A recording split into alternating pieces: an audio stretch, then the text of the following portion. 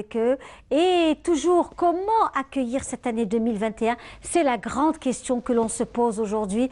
Avec nous, notre consultante amie qui va nous consulter, qui va nous donner aussi des conseils. Il s'agit de Madame Sabrine Alaswani. Bonjour. Bonjour Linda, et c'est sincèrement un plaisir que d'être parmi vous aujourd'hui. Eh bien, le plaisir est partagé, Sabrine Alaswani. Vous êtes donc vous êtes une personne qui a fait beaucoup de belles choses. Vous êtes passée par l'entrepreneuriat, vous avez monté des projets. Aujourd'hui, vous êtes aussi dans le coaching, le consulting lié au développement personnel, dans les conseils. Vous êtes dans l'entrepreneuriat aussi. Et toujours dans la bonne humeur, la positive attitude. C'est vraiment votre leitmotiv. Aujourd'hui, vous êtes parmi nous parce que pour cette nouvelle année, nous sommes encore en 2020, jusqu'à la fin de la semaine, jusqu'à jeudi. Jeudi, on sera le 31 décembre. Et comme le dimanche, c'est le dernier dimanche de l'année 2020, on voulait marquer vraiment l'événement avec des invités que l'on a. Mais aujourd'hui, c'était vraiment plutôt l'envie d'avoir aussi des conseils. Comment accueillir l'année 2021? Comment faire le bilan de l'année 2020, si bilan il y a. Oui, bien sûr qu'il y a un bilan. Voilà. Il y a aussi beaucoup j'allais dire, on va sortir de cette année, bon, c'est mon humble avis, avec beaucoup de philosophie. Oui, énormément de philosophie. Et c'est pour ça que justement, le passage, c'est un passage défini par nous autres. On définit des dates pour passer d'une période à une autre. Mais c'est vrai qu'il est très important, comme vous le disiez, de se fixer, de faire le point sur ce qui nous est arrivé jusqu'à aujourd'hui dans notre vie. Donc on a eu, avant ce corona, on a eu le séisme, notamment en Algérie. Il y a eu des inondations aussi. Il y a eu et c'est vrai qu'on en parlait aussi à une autre émission, où on disait qu'il était très important de ne pas avoir une analyse sommaire, une analyse primaire. Oui. Une analyse primaire des événements qui nous arrivent dans la vie. Au contraire, justement, le passé. Donc cette année, si on doit considérer qu'elle est passée, oui, elle est quand même passée, mais on doit en tirer énormément d'enseignements. Et c'est une année qui est très riche en enseignements, dans le sens où on a été tous confinés de par le monde. Et ce confinement a eu des répercussions positives pour certains, heureusement, négatives pour d'autres. Et c'est la vie. Oui. N'est-ce pas? Oui. La vie, parfois elle nous malmène, elle nous fait tomber à genoux, elle nous relève d'autres fois. Et c'est à nous justement de bien planifier. Et on revient justement au plan, tout est dans la planification. Si on arrive c'est pas anticiper les moments difficiles, mais en tenir compte. Les moments difficiles, ils arrivent. C'est pas une fatalité, c'est la réalité de la vie. Donc autant avancer en étant très optimiste, en étant plein d'espoir et plein de positivité, mais ça va être de l'utopie que de penser qu'il n'y a pas de moments difficiles dans la vie. Donc, et seulement, comment prévoir ce futur? La meilleure manière de prévoir un futur, c'est quoi? C'est de le créer. C'est de le créer soi-même. Et donc, je ne sais pas si on en parle tout de suite. Bien donc, sûr. le tout est dans la planification. À savoir, oui. Alors, avant cela, Sabrine Alaswani, toutes ces épreuves que nous avons eues cette année, je le disais tout à l'heure, il y a aussi j'aimerais qu'on revienne aussi sur soi, vous savez, un travail, avant de passer à la planification de la vie, c'est aussi très important, mais ce retour vers soi-même, cette peur d'aller vers soi, souvent c'est de l'angoisse. On se tue au travail, on se tue à l'extérieur pour oublier, vous savez, les manques, etc. Cette pandémie mondiale où on a vu les plus grandes capitales du monde vidées complètement. Donc, Central Park, les grandes villes du monde, ici en Algérie, pas âme qui vive dans les rues. C'est quand même impressionnant. Oui, c'est impressionnant. Et ça nous a permis... Il y a de la spiritualité dans cela. Énormément de spiritualité, énormément de leçons. C'est un micro-organisme qui n'est même pas visible au microscope classique, parce qu'il faut le visionner au microscope électronique. C'est dire comment des petites choses, d'ailleurs même Dieu nous le dit dans le Coran, il nous dit que Dieu, sa puissance, elle peut être matérialisée dans de grandes choses, des océans, des montagnes, des forêts extraordinaires. et dans des choses que l'on ne peut même pas là percevoir à l'œil nu. C'est dire que la puissance, elle peut être aussi bien dans les grandes choses que dans les petites choses. Et donc parfois, justement, des petites choses de la vie, un état d'esprit, on en parlait la dernière fois, le mindset. Donc avec ça, si on arrive à construire un mindset fort, là, la force, elle est indéniable. Là, on doit puiser. Nous avons tous, vous parliez de spiritualité, nous sommes tous des créatures de qui? De Dieu. Et Dieu, c'est la force suprême. Et donc, nous avons tous une force à l'intérieur de nous. À nous de la puiser. À nous de dépoussiérer tout ça. De dépoussiérer cette peur qui nous rend... Il y a eu beaucoup de peur dans ce Covid. Et cette peur... elle nous rend négatifs, elle nous rend pessimistes, on va encore parler de spiritualité, le diable, Satan, il fait en sorte de nous pousser, de nous maintenir dans cet état de peur, dans cet état de stress. Donc le meilleur moyen, c'est de casser cette carapace et de se relever et d'avancer. Franchement, comme on dit chez nous, oui. On le dit, et c'est exactement ce qu'il faut faire. Est-ce qu'aujourd'hui, puisqu'on s'est beaucoup éloigné de nous-mêmes, on a matérialisé notre vie. Oui. On a été pris dans ce brouhaha de la vie.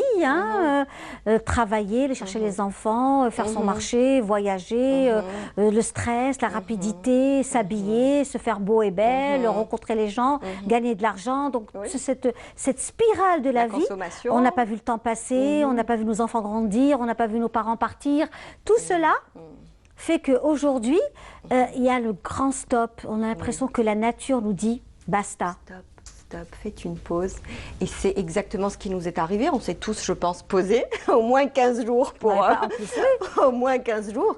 Et c'est là où on s'est remis en question. Et c'est une chose... vous parliez tout à l'heure des leçons à retenir. La méditation.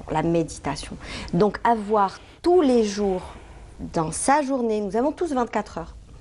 Les plus grandes se mentent en 24 heures. Ceux qui ont réussi à accomplir des choses extraordinaires ont toujours eu 24 heures. Et nous aussi. Du plus petit salarié au plus grand, nous avons tous 24 heures. C'est là où Dieu a été... C'est vrai qu'on a des finances qui sont différentes les uns des autres. Une santé qui peut être pas distribuée de façon égale peut-être pour les uns et pour les autres. Mais le temps... c'est d'abord notre bien le plus précieux et en plus, il est équitable pour tout le monde, 24 heures. Si on arrive juste à s'organiser, je suis très focus sur l'efficacité, c'est pour ça que je reviens à chaque fois sur le... Et l'ordre. Alors, si on arrive à organiser son temps de sommeil, son temps de méditation, en fait, le temps de sommeil, il va servir à quoi ? Il va servir à nous réparer, à mettre de l'ordre dans notre mental, à donner le temps à notre corps à récupérer.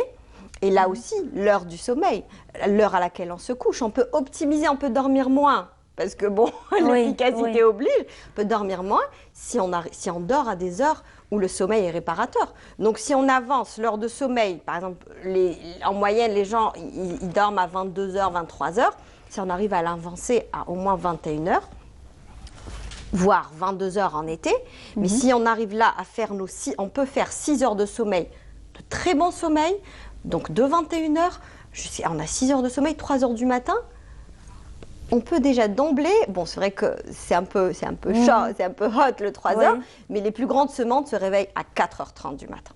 Donc là, et c'est des gens qui gagnent du temps pour leurs activités et qui arrivent à introduire le sport, à introduire la méditation. Donc la méditation n'est pas un superflu. Au contraire, c'est ce qui va nous reconstruire de l'intérieur. Donc le sommeil reconstruit notre corps. Comment méditer ? Alors, nous sommes dans un pays musulman. C'est vrai que la prière de l'Fajr, elle a des vertus extraordinaire. Comment méditer ? Aujourd'hui sur YouTube, il y a plein si vous avez un coach qui peut vous accompagner pour la méditation, c'est extraordinaire. Et je pense même que vous pouvez recommander certains. Et sinon, aujourd'hui, grâce à Internet, on en parlait la dernière fois aussi, aujourd'hui, on peut tout avoir en un clic. Donc, la méditation, c'est de faire le vide. C'est vraiment de se poser. Il y a même les mouvements. On doit s'arrêter de se mouvoir, on doit se concentrer sur notre respiration et sur notre intérieur. Et là, c'est une reconstruction de l'esprit. Parce que nous sommes un corps et un esprit. Et donc, il faut que les deux aillent bien.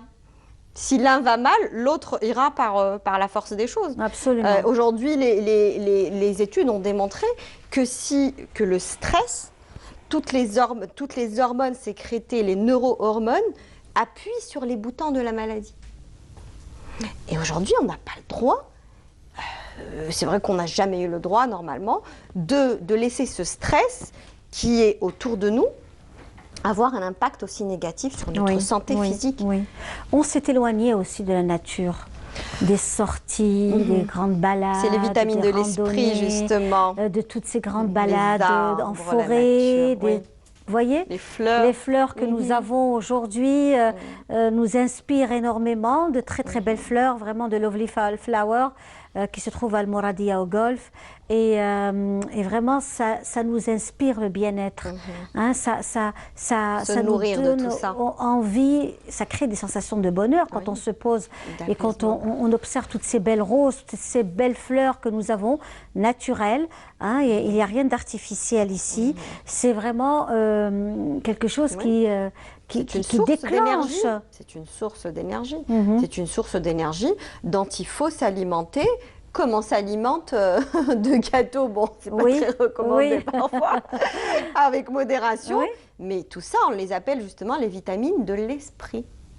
Donc, et il est recommandé d'en prendre tous les jours. C'est pour ça que justement la méditation, les sorties, moi, là depuis justement le Covid, et c'est vrai qu'avec une vie aussi stressante, j'ai fait du week-end une sortie en forêt obligatoire. Même si on a 20 minutes, on fait la sortie en forêt. D'ailleurs, on va ouvrir une parenthèse. J'espère que nos forêts, on va s'impliquer tous comme on est pour que, c'est vrai qu'on se plaint, c'est pas très propre, c'est pas truc. Mais là, il faut qu'on arrive à l'implication sociale, qu'on s'implique au sein de notre communauté pour faire que ces endroits, pour combattre cette pollution aussi bien de l'esprit comme ça, de négativité, mais aussi une pollution matérielle. Donc il faut la combattre. Le mal se répand quand les gens bien n'ont pas fait leur travail.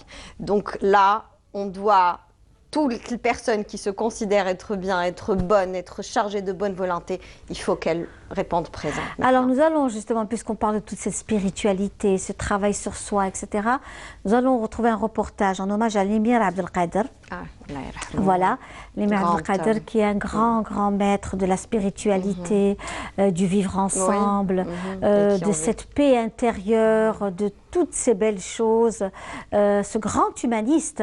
Qui a connu une grande défaite aussi, il a connu quand il s'est remis, et ça a été une grande leçon pour lui. Absolument. On suit ce reportage, donc en hommage à l'émir Abdelkader, et on se retrouve juste après. Les derniers jours de l'émir Abdelkader sur le sol algérien, un parcours marqué par des trahisons multiples qui nous ont menés à l'extrême ouest du pays à la suite d'une caravane organisée par l'association Les Amis de Miliana. Ici, nous sommes à la dernière étape d'une commémoration qui a débuté le mois de décembre. C'est la commémoration du 173e anniversaire de l'exil de l'émir Abdelkader. On a commencé à visiter les villes bâties par l'émir au niveau de la wilaya Tissemsilt, à Taza et à Tiaret au niveau de la ville de Terdemt. Une escale à Souahlia puis à Sidi Ibrahim dans la wilaya de Tlemcen était en effet nécessaire afin de revivre ces jours fatidiques de l'épopée de l'émir. Une épopée marquée par l'humanisme et la piété soufie, mais une aventure aussi héroïque et militaire qui avait connu son triomphe le plus éclatant 2 ans avant son départ, dans ces mêmes localités. Donc il y a 2 dates très intéressantes pour l'histoire de l'émir Abdelkader dans la région. Premièrement, il y a la bataille que vous appelez la bataille de Sidi Ibrahim, alors que ce n'est pas Sidi Ibrahim, c'est ce qu'on appelle la bataille de Karkor. Ça, c'est le 23 septembre 1845. La deuxième date, la plus importante et la plus intéressante dans notre région, c'est celle que nous fêtons aujourd'hui, le 173e anniversaire, à savoir l'exil forcé de l'émir Abdelkader. Érodé par les combats face à l'une des premières puissances militaires de l'époque, et miné par la volte-face du sultan du Maroc, Moulay Abdelrahman, l'humaniste envisage finalement de sauver les siens en déposant les armes. Il accomplit à Sidi Ibrahim sa dernière prière sur sa terre natale avant de se diriger à Al-Ghazawat accompagné par le propre fils du roi Louis-Philippe qui lui promet qu'on l'escorterait en terre d'islam. Pour cette association qui souhaite rétablir toute la vérité sur ces événements, il ne peut être question de reddition. Lâché par le Makhzen et confronté aux forces conjuguées des armes coloniales et royales, l'émir Abdelkader est parti, mais sans son flambeau nationaliste, repris continuellement un siècle durant jusqu'à la concrétisation de son aspiration de toujours, l'indépendance de l'Algérie. L'émir n'a pas combattu seulement les Français, il a combattu malheureusement les troupes marocaines. On oublie que son khalifa, Bouhmidi, a été assassiné par Sultan Abdelrahman, empoisonné. Et Bouhmidi, qui était le bras droit de l'émir Abdelkader, c'était son ami intime. C'est ici que Abdelkader ibn Muhyiddin embarque au bord du Solon pour être conduit en captivité en France, pour attendre le bon vouloir du roi, malgré les promesses de son fils. Une énième tromperie de l'État colonial qui a marqué à jamais l'émir, père fondateur de l'État algérien moderne. Voilà, c'est ce qu'on disait justement, hein, on parlait de ça avec vous, Sabrine El Aswani, l'apport de l'émir Abdelkader et tous ces moments de grosse douleur qu'il a connus, hein, donc après la prise de la Smala, voilà, donc c'est un souvenir aussi douloureux pour nous tous. Et vous vouliez aussi revenir, Sabrine El Aswani, sur cette année qu'on prépare. Avec beaucoup de positivité, avec une envie de réussir l'année, une envie de s'en sortir, une envie aussi que ce coronavirus, que cette maladie parte, disparaisse. Oui, on aimerait fort, on aimerait tous qu'elle parte. Et en même temps, nous sommes aussi raisonnables et nous savons que ce ne sera pas une disparition rapide de cette pandémie. Donc on va être obligé de vivre avec, de s'armer de patience et de créer d'autres habitudes peut-être. Oui. En fait, justement, il y a un proverbe qui dit, une citation plutôt qui dit « La vie n'est pas d'attendre que l'orage passe, mais d'apprendre à danser sous la pluie. Et c'est plein de sens parce que oui, l'orage ne va peut-être pas passer cette année, pas l'année prochaine, on ne sait pas si c'est comme une grippe. Ils ne savent pas encore, il n'y a pas encore assez de recul. C'est vrai que le vaccin est porteur de beaucoup d'espoir. Mais après, la grippe, on doit se vacciner tous les ans et les souches mutent. Donc là, on doit apprendre à vivre selon les nouvelles règles d'aujourd'hui. Aussi bien sanitaire que économique. Et justement, là, on est en plein fouet. Nous savons que beaucoup de personnes ont perdu leur métier. Il y a beaucoup de petits métiers. Qui ont disparu, qui vont disparaître. Et nous savons aussi que beaucoup de personnes vivaient, vous savez, à la sauvette avec des petits boulots quotidiens. Pas que, moi je vous dirais que, je ne sais pas si vous êtes au courant, et nous on a été victimes, et je suis là devant vous, et au contraire, on reconstruit un nouveau projet, on a dû renoncer. On a dû renoncer à un travail de 5 ans, 5 années, c'est pas grave, j'ai pleuré 2 ou 3 jours, mais après on a essuyé nos larmes, c'est comme ça la vie, parfois elle nous met à genoux, elle nous brise en 1000 petits morceaux.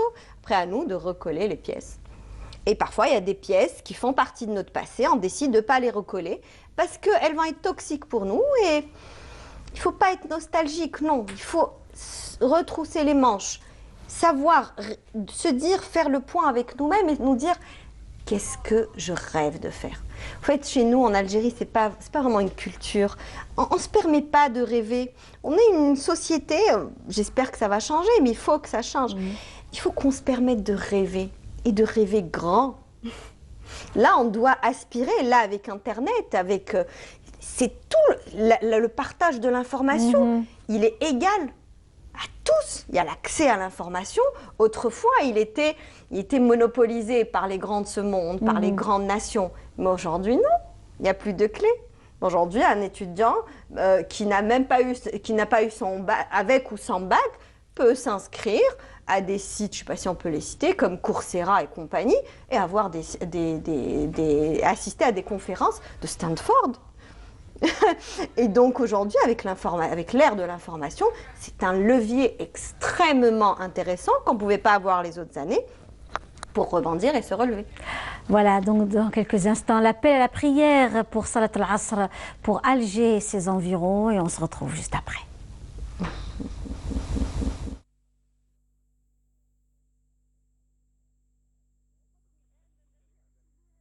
بسم الله الرحمن الرحيم إن الصلاة كانت على المؤمنين كتابا موقوتا صدق الله العظيم.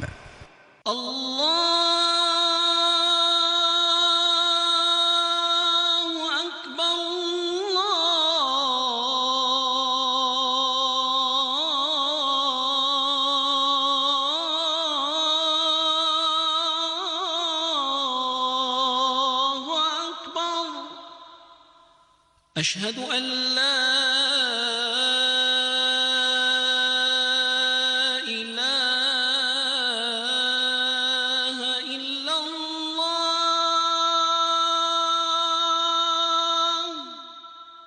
أشهد أن لا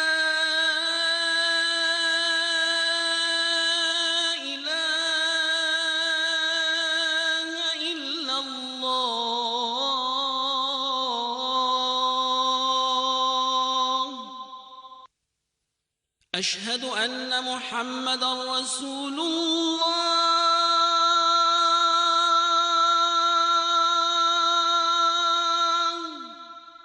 أشهد أن محمدًا رسول الله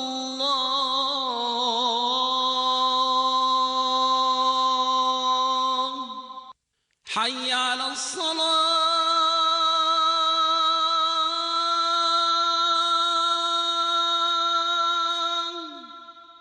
حي على الصلاة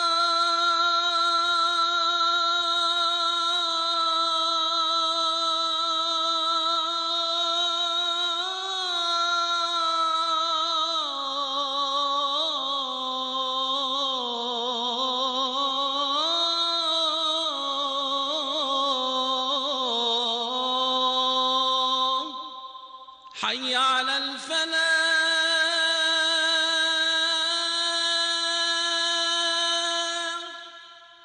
حي على الفلاح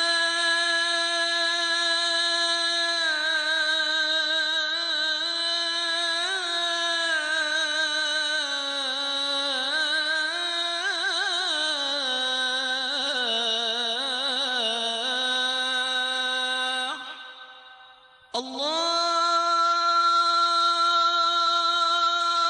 أكبر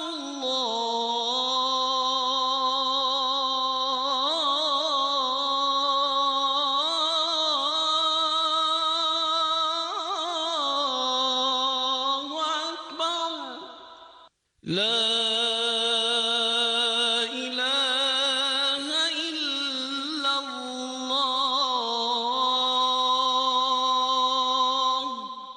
اللهم رب هذه الدعوة التامة والصلاة القائمة آت محمدا الوسيلة والفضيلة والدرجة الرفيعة وابعثه اللهم مقاما محمودا الذي وعدته. Et voilà, de retour dans notre émission, notre Algérie. Encore une fois, marhaba bikoum ya al-habab.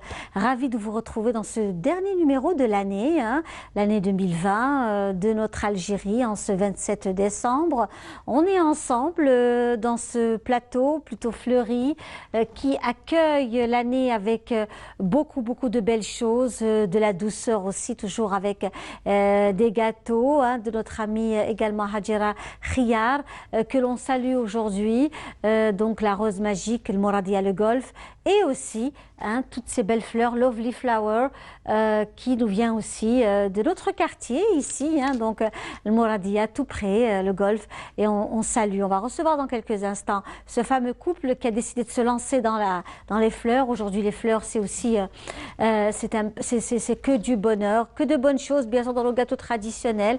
Vous le savez, dans cette émission, les traditions et coutumes sont de rigueur, et on se fait un plaisir aussi de recevoir Madame Sabrina Lassoani, Rouhani, qui est parmi nous aujourd'hui et qui à chaque fois vient avec cette positive attitude, nous apporter, nous éclairer.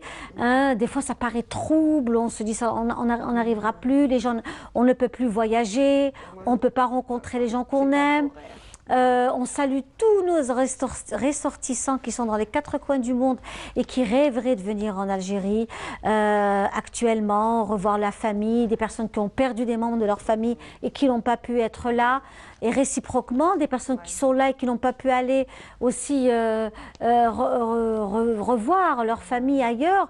C'est très douloureux. On a l'impression que la nature nous punit. Mais non. Non? Non, il ne faut pas considérer. Il ne faut pas qu'on ait ce rapport avec la nature. D'accord, très bien. C'est un peu le questionnement de tout le monde. On n'a pas été assez proche. On n'a pas mis l'homme au centre du monde. On a mis le matériel peut-être. Non, c'est vrai que l'homme, oui, doit être au centre du monde dans le sens où l'homme doit être... je suis obligée de parler de spiritualité. L'homme doit être dans cette soumission, doit être dans cette gratitude envers Dieu. Donc c'est plutôt ça qu'on a omis. Oui. C'est plutôt ça. Parce qu'on est parti, même Dieu nous dit El-Mel ou El-Benoun zinatul hayati dunya. Et donc oui, ça c'est toutes les choses de la vie, c'est toutes les... Et heureusement, il faut qu'on les priorise, on doit accorder de l'importance. Il nous dit zinatul hayati dunya. Ça veut dire que c'est les belles choses de la vie. Mais wal baqiyati salihat khayrun. En fait cette reconnaissance, c'est de voir ce qui n'est pas visible. C'est de voir toute cette force, toute cette puissance qui est invisible. En fait, se poser. Oui, la vie et la mort, c'est aussi les personnes qui ont quitté aujourd'hui le monde des vivants, ils sont quelque part. Ils sont quelque part. Et donc, on va pas rentrer dans ça. Mais c'est vrai que aujourd'hui, on doit, même si on a perdu un proche, c'est vrai que c'est de ne pas lui dire au revoir physiquement, c'est douloureux, mais il faut se dire qu'il est quelque part. Et que celui qui nous a créés, c'est que et on peut leur transmettre des messages. Il paraît que la sadaqa, quand on donne l'aumône, elle arrive, elle parvient, et que on a dit voilà que cette aumône c'est en la mémoire de telle personne, Dieu Rahman Rahim. Il paraît qu'elle arrive à telle personne, à la personne auquel on a fait allusion pour la sadaqa, et il est très heureux. Donc si on sait qu'on peut envoyer des messages d'ici, dans l'au-delà, c'est magnifique. La foi. Oui, il faut avoir la foi. C'est vrai. Alors, on passe aussi à tout ce qui est en fait planning, programmation, se projeter dans la nouvelle année avec de bon augure, rêver. Oui, rêver. Et rêver grand, on en parlait tout à l'heure. Rêver, rêver et rêver. Et casser ses chaînes. Et quand on a fini de rêver, sérieusement, on a fini, c'est bon. Rêve numéro 1, on a fini, on casse la première barrière et on rêve encore plus haut. Et là, il est très important qu'on inculque ça à nos enfants, à nos voisins, à nos amis. Parce qu'on a des phrases parasites chez nous. On a des phrases... mais non. Non, on n'a pas le droit, au contraire, il faut rêver grand. Dieu est grand, la nature est grande, les océans sont magnifiquement grands, sont extraordinairement grands. C'est que Dieu aime la grandeur et que nous, on doit être grand, on doit avoir un espoir grand on est les intérimaires de Dieu sur terre. Et donc, il est beaucoup question de spiritualité aujourd'hui, mais à vous de considérer la chose comme vous voulez. C'est vrai que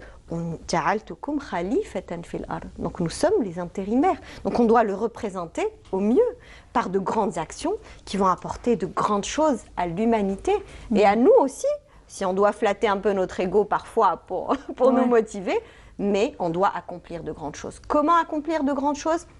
Après les avoir rêvées, en fait chacun a... Si on pose la question à un enfant et qu'on lui dit, même lors des entretiens, moi quand je fais un entretien à un candidat, je lui dis quel est votre point fort?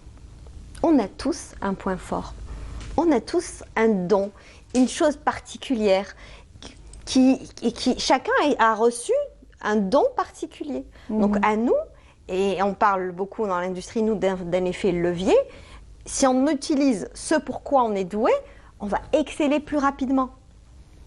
Et donc, si non seulement on est doué pour la chose et qu'en plus on éprouve de l'amour et de la passion pour ce don en question, on peut le sublimer.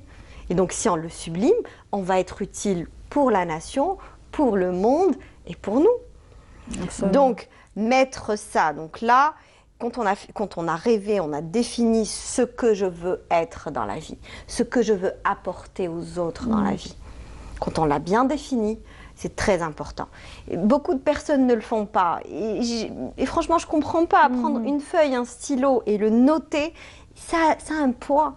Ça a un poids, le fait de l'écrire. Ce n'est pas pour rien que les livres en esprit, ils ont une âme. Et donc, quand on écrit ça noir sur blanc sur une feuille, on matérialise ça. On le rend précis, on le rend palpable.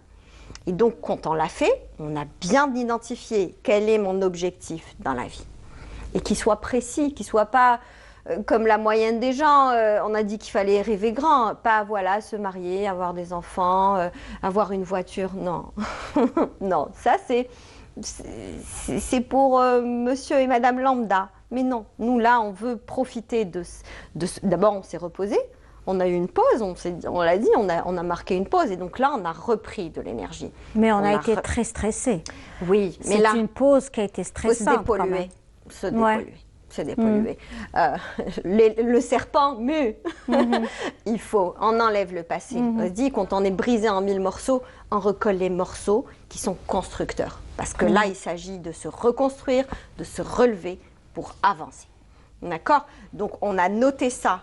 On a maintenant, si on prend la route, on doit avoir une carte. Donc, on va définir un plan. C'est très important et c'est à la portée de tout le monde. Mes enfants, ma fille a appris à planifier. Elle veut faire une activité, elle planifie, elle décortique. Donc, c'est à la portée de tout le monde.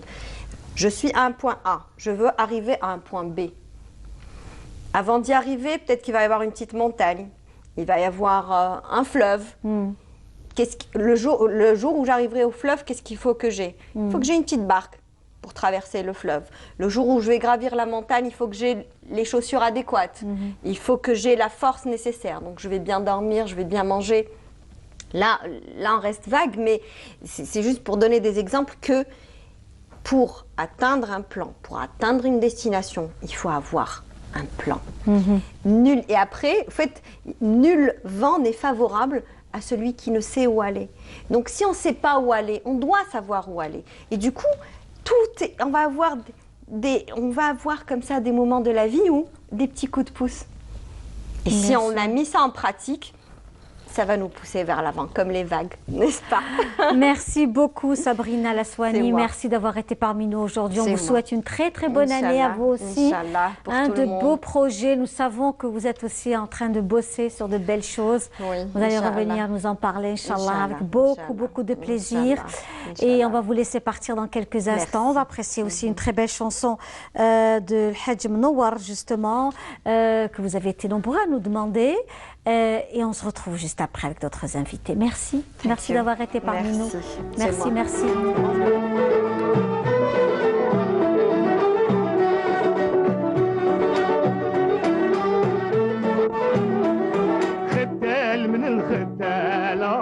قالوا صحاب العقول كتير الحيل ولا تنفعلوا في الغرام حيلة داني ويتلوزالا شمس عدات سر عبلا ومحاسن جازية وليلة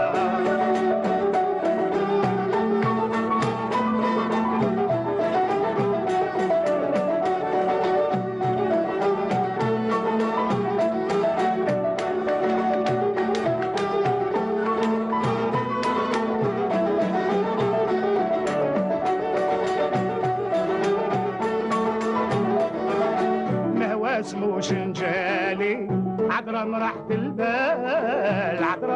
البال ننظر للجدي الفاني كنز البهاء والكمال على صدها مدالي حالي نحيل حال دموعي فوق الظلال فوق الخدود الطالة نضل تايه ونجول نضل تايه ونجول لحال حل في بهواه شاكي في كل ليله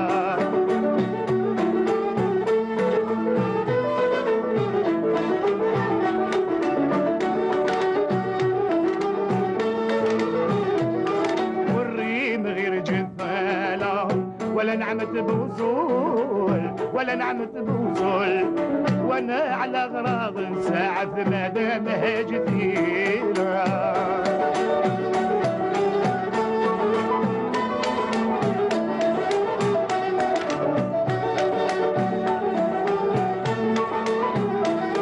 منها طلبت المقالة بعد ضحيت موحول بعد ضحيت موحول في سجاين الهوى ما بالي وليلي ثقيلة دمي هويت الغزالة شمس البدون شمس البدون حتى تسرع بلا ومحاسن جازية وليلة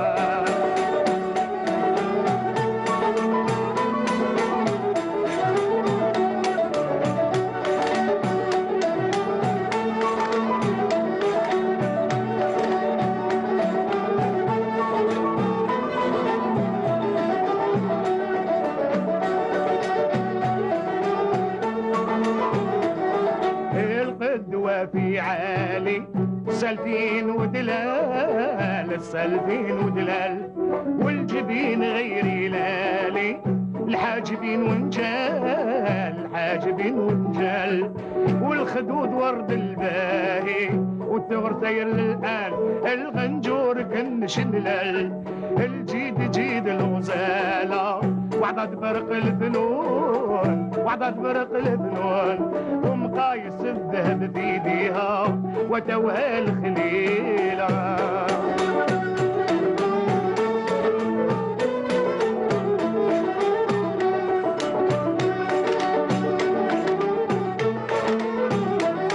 حاطينها بنبالة ما بينهم مسبول ما بينهم مسبول نعطيك شي ما في صدرها واش ما بنيلة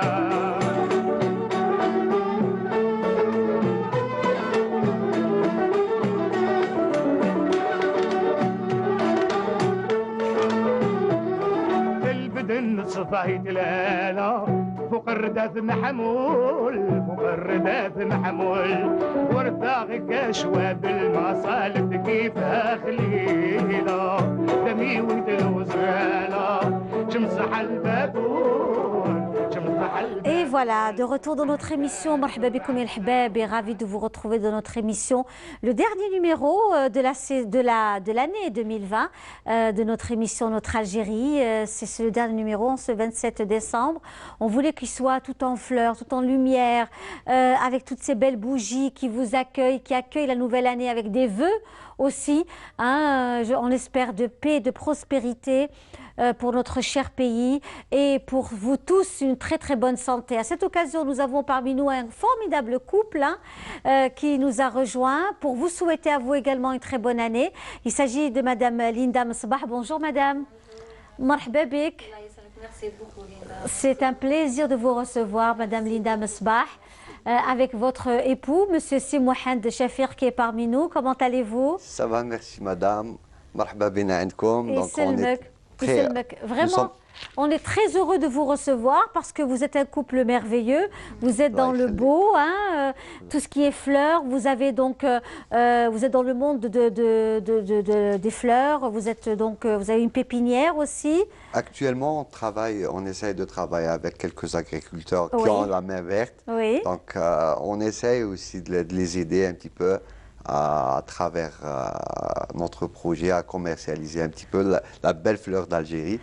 Donc, alors justement, nous on est très contents de vous recevoir parce que aujourd'hui les fleurs chez nous c'est très très demandé, ça fait partie de nos traditions. On a toujours aimé les fleurs dans les 4 coins de l'Algérie.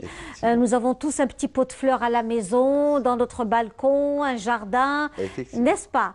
Là aujourd'hui les fleurs on les découvre autrement, cette très belle décoration pour les fêtes de fin d'année, magnifique, par Lovely Flower, n'est-ce pas, du Golfe, le Moradia. Et vous êtes aujourd'hui parmi nous pour nous dire d'abord la question qui me trotte à l'esprit. C'est quand je suis passée devant vous, devant chez vous, votre boutique, j'ai trouvé ça magnifique. Et je me suis dit, comment on a l'idée aujourd'hui de se lancer dans les fleurs? Madame Linda Mosbah. C'est une décision commune, c'est vous deux? Comment que ça s'est passé? En fait, ça a commencé, bon, on était en voyage. Oui. On était en voyage, on est parti en voyage.